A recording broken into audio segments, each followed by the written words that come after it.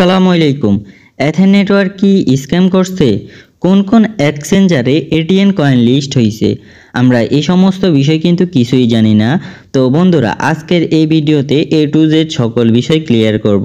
তার আগে আমাদের যাইতে হবে পাই টোকেনের কিছু আপডেট সম্পর্কে, যেন আমরা জানি এথেন নেটওয়ার্ক কি, এমনকি কতটুকু পর্যন্ত যাবে। তো তার আগে আমাদের একটা ওয়েবসাইটে আসতে হবে, যেটা হচ্ছে এথেনের P2P। তো যেখানে এথেন নেটওয়ার্ক অলরেডি মার্কেটে আসার পরে কয়েক বছর পরে P2P কিন্তু লঞ্চ করছিল।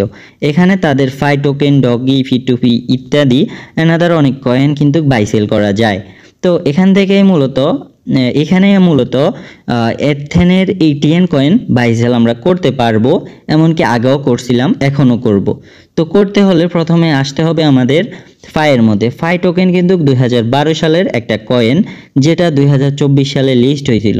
তো এইসব কয়েনের ভ্যালু সবসময় বেশি থাকে, যার কারণ হচ্ছে তারা মার্কেটিং করে করে আসতে হয়।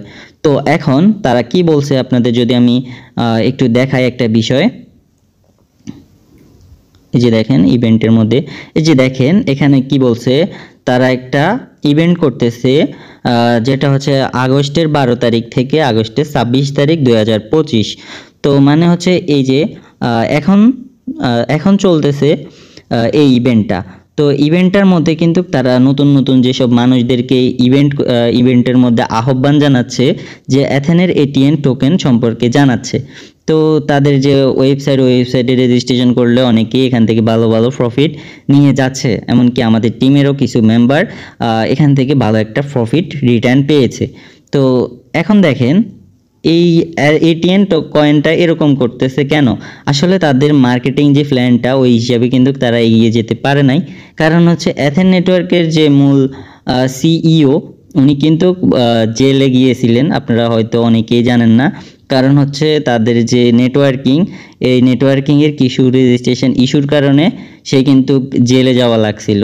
তো এখন কিন্তু সে অলরেডি বেরিয়ে গেছে এই বিষয়গুলো থেকে, এমনকি তাদের যে এই টিমে কিন্তু এথেন নেটওয়ার্কের সকল কিছু হ্যান্ডেল করবে।